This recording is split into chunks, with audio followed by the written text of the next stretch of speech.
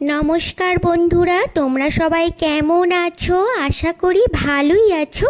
আর আমিও বেশ ভালো আছি তোমাদের ভালোবাসা নিয়ে। তোমরা বুঝতেই পেরেছো থাম্বনেল দেখে কোথায় যাচ্ছি, কেন যাচ্ছি, আর অবশ্যই বলবো কোথায় যাচ্ছি। তো চলো ব্লগটা দেখতে থাকো।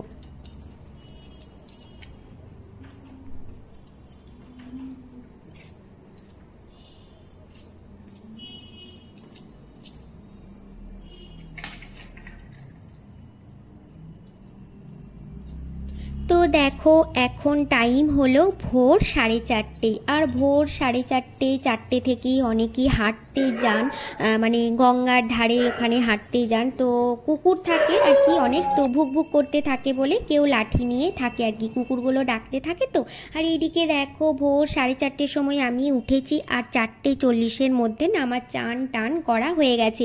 আর লাল পাড় সাদা শাড়ি পরে পুরো আমি রেডি হয়ে গেছি। আর কোথায় যাচ্ছি বলো তো? আমি যাচ্ছি নৈহাটির বড় মায়ের মন্দিরে পুজো দিতে। আচ্ছা, আমি তখন বলিনি কেন বলো তো তোমার দিকে? আসলে কি বলো তো, তোমরা অনেকেই জিজ্ঞাসা করছিলে দিদি ভাই এত তাড়াতাড়ি লাইভ থেকে কেন চলে যাচ্ছ, তো আর একটু থাকো দিদি ভাই তোমরা বলছিলে। তো আমি বলতে চাইনি কেন বলো তো, আমি বলেছিলাম কোথাও একটা যাব, তাড়াতাড়ি যাওয়ার আছে, তো এটাই বলতে চাইনি। মানে নৈহাটি বড় মায়ের মন্দিরে যাচ্ছি, মানে অনেক দিন ধরে ভেবে রেখেছি যাব বড় মায়ের কাছে মন্দিরে পুজো দিতে। তো সেই ভাগ্যটুকু না আর হয়ে ওঠেনি, তাই ভাবলাম যে হঠাৎ করেই যাব, কাউকে কিচ্ছু আর বলবো না। বেশি বললে, ভেবে চিনতে বললে কি বলো তো আর যাওয়া হবে না, তাই হঠাৎ করেই চলে গেলাম। সেই যে ভাবা আর সেই যাওয়া। আর এইদিকে দেখো সকাল সকাল সকাল হয়ে গেছে, 6:30 বাজছে। তো 6:30টার সময় আর কি টোটো ধরবার জন্য ওয়েট করছিলাম। তো অনেকই টোটো যাচ্ছিল, টোটো অটো।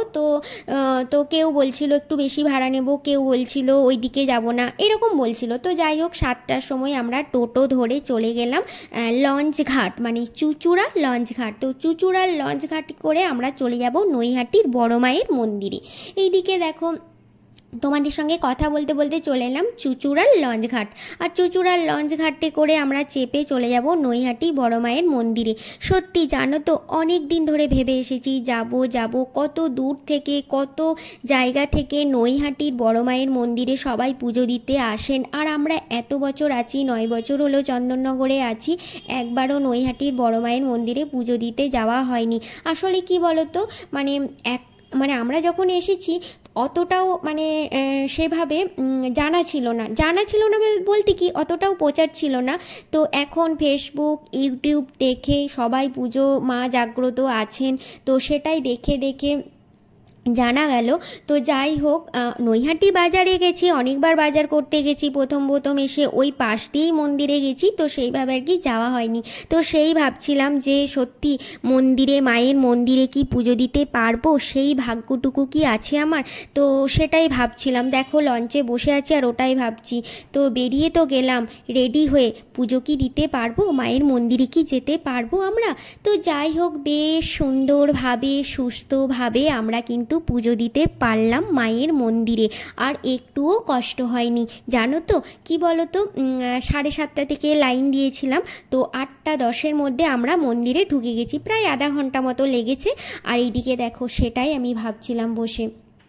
তো 8:10-এর মধ্যে মন্দিরে ঢুকে গেছি, সেখানেও আর কি লাইন দিতে হচ্ছিল, মানে লাইন বাই লাইনে পুজো হচ্ছিল, তো নাম গোত্র ধরে পুজো হচ্ছিল। এইদিকে দেখো গল্প করতে করতে পৌঁছে গেলাম নৈহাটির বড় মায়ের মন্দিরে। এইদিকে দেখো আমি লাইন দিয়েছি, তো লাইনে বেশি দাঁড়াতে হয়নি। আর এইদিকে দেখো এক দাদা ভাই ছিলেন, তো দাদা ভাই আর কি লাইন দেয়নি পুজোর জন্য, ওনার বাড়ির লোক পুজো দেওয়ার জন্য লাইনে দাঁড়িয়েছিলেন, আর তিনি ওখানেই দাঁড়িয়েছিলেন। তো বারবার আমার মাথায় লাগছিল ছাতাটা, কিন্তু কিছু বলছিলাম না। তো যাই হোক, আমি নিজে একটু সরে যাচ্ছিলাম। তো হয়তো যদি বলি দাদাভাই একটু সরে দাঁড়ান, মাথায় ছাতা লাগছে, হয়তো উনি কিছু বলবেন। তো সেটাই ভাবছিলাম, আর বেশি ঝামেলা বা কথায় যেতে চান না উনি, ওনার মতন থাকুক না, আমি একটু একটু সরে যাই। তো হয়তো কিছু বলবেন, হয়তো দু একটা কথা হয়তো বলবে আপনি ছাতা মেলুন, ওই দিকে সরে যান, হয়তো বলতে পারেন। তো সেই জন্য আর সেই ঝামেলায় যাইনি, উনি ওনার মতো ছিলেন। তো ভাবছি সকাল সকাল পুজো দিতে এসছি, এই রকম লোকের কাছে কথা শুনবো, তার থেকে থাক উনি ওনার মতন। আর এইদিকে দেখো, আমরা নৈহাটির বড় মায়ের মন্দিরের কাছেই আর কি মানে পুজোর জিনিস নিলাম, মালা, তারপরে পুজোর জিনিস সমস্ত কিছু এখান থেকেই নিলাম। তো যাই হোক, আমরা 8টা-10-এর মধ্যে মন্দিরে আর কি ঢুকে গেছি। তো খুব সুন্দরভাবে পুজো দিলাম, আর 3টে ডালা নিয়েছিলাম আমার জন্য, আমার বড়মশাইয়ের জন্য, আর আমার ছেলের জন্য 3টে ডালা নিয়েছিলাম পুজোর জন্য। তো এইদিকে দেখো প্রচুর লাইন ছিল, না লাইন বলতে সেরকম ছিল না, আমরা কিন্তু মন্দির মানে 7:30টার সময় পুজোর জন্য লাইন দিয়েছিলাম, আর 8টা-10-এর মধ্যেই ঢুকে গেছি। আর 8টা-15-20 থেকেই আর কি পুজো শুরু হলো, নাম গোত্র ধরে পুজো হলো। তো প্রায় আমরা 8-8:30টার মধ্যে পুজো দেওয়া হয়ে গেছে। এইদিকে দেখো মণ্ডপে আর কি ঢুকে গেছি মায়ের মন্দিরে। তো যাই হোক, আমাদের 8:30টার মধ্যে সব পুজো দেয়া হয়ে গেল। আর এইদিকে দেখো মাকে দর্শন করতে পারলাম, খুব বেশ ভালো লাগলো। তবে অনেকেই দেখছি ভিডিও করছে, তো আমিও প্রথমে ভিডিও করিনি, ফোনটা ব্যাগের মধ্যেই ছিল। সবাই দেখছি ভিডিও করছে, মায়ের ছবি নিচ্ছে, তো আমিও আর কি ভিডিও করলাম, ছবি নিলাম। প্রথমে ভয় লাগছিল, ভিডিও করব না, মানে ভিডিও নেব না মায়ের, কিছু হয়তো যদি কেউ বলে, কিন্তু সবাই দেখছি ভিডিও করছে, ছবি নিচ্ছে, কিছু বলেননি। তো যাই হোক, আমিও তাই ক্যামেরাবন্দি করলাম। এইদিকে দেখো আমাদের পুজো দেওয়া কিন্তু হয়ে গেছে, আর চলে এলাম সেই দোকানটায়, মানে যেখানে পুজোর জিনিস নিয়েছিলাম। তো ডালাগুলো জমা দিয়ে দিলাম, আর মানে ডালা মানে ওই ঝুড়িগুলো, 3টে ঝুড়ি জমা দিয়ে দিলাম। আর পুজোর যা জিনিস ছিল, পেড়া প্রসাদ যেগুলো ছিল, ফুলের পুষ্প, সেগুলো কিন্তু আমাদের একটা ক্যারিতে দিয়ে দিলেন। আর এইদিকে দেখো 9টার মধ্যে আমাদের সব কিছুই হয়ে গেল, মানে 8টা 40-এর মধ্যে আমরা বেরিয়ে গেছি মণ্ডপ থেকে। তারপরে ওখানে কিছু খাওয়া দাওয়া করলাম, ছেলে আইসক্রিম দই এগুলো খেলো, আমরাও কিছু টুকটাক খেলাম। তারপরে আমরা চলে যাব আবারও লঞ্চ ঘাটে, মানে চন্দননগর যাব আমরা। তো এখানে কিছু রিলস বানালাম, ভিডিও করলাম, তো তার জন্য একটু দেরি হয়ে গেল, তো 15 মিনিট দেরি হয়ে গেল। তো এইদিকে দেখো গঙ্গার জল একটু মাথায় ছুঁয়ে নিলাম। এইদিকে দেখো আমরা এত বছর আছি, 9 বছর হলো, সত্যি গঙ্গায় চান করা হয়নি। গঙ্গায় চান করা হয়নি কেন বলো তো? সত্যি কথা বলতে আমি না সাঁতার কাটতে পারি না, তাই কোনো গঙ্গা বলো, নদী বলো বা পুকুরে কোনো দিনই আমি চান করিনি। এইদিকে দেখো রোদ্দুরে ছিলাম বলে ছেলের মুখ একদম কালো হয়ে গেছে রোদ্দুরের জন্য, আর আমারও মুখ দেখো পুরো রোদ্দুরে একদম মানে কি বলবো, মানে পুড়ে গেছি একদম। মানে ছাতা ছিল, সেরকমভাবে ছাতাটা মেলা হয়নি, আর লাইনেও মানে ছাতা নিয়ে যদি দাঁড়াই, মানে দাঁড়িয়েছিলাম, কখনো ছাতাটা মিলেছিলাম, আবার কখনো বন্ধ করে দিচ্ছিলাম। হ্যাঁ, আর যে কথা বলছিলাম, সত্যি কথা বলতে সত্যি মানে ভদ্রেশ্বরে একবার নৌকা মানে লঞ্চ ডুবে গেছিলো, তো তখন থেকেই ভয় হচ্ছিল যে আমরা এখানে যেহেতু আছি, লঞ্চে তো চাপতেই হবে। তার জন্য না বড়মশাই আমাকে আর ছেলেকে আর কি সুইমিংয়ে ভর্তি করে দিয়েছিল। তো সুইমিংয়ে সাঁতার শিখেছিলাম, সেরকমভাবে শিখিনি, ওই মোটামুটি শিখেছিলাম।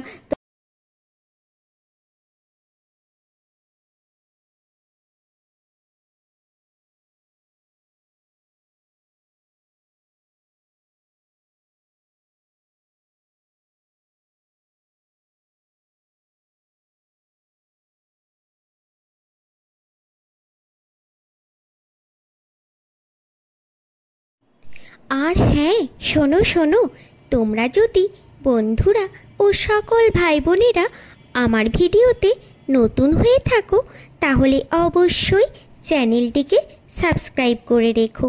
কোথাও কোনোখানে যদি একটু হলেও ভিডিওটা ভালো লেগে থাকে, তাহলে অবশ্যই চ্যানেলটিকে সাবস্ক্রাইব করে রেখো, কেমন?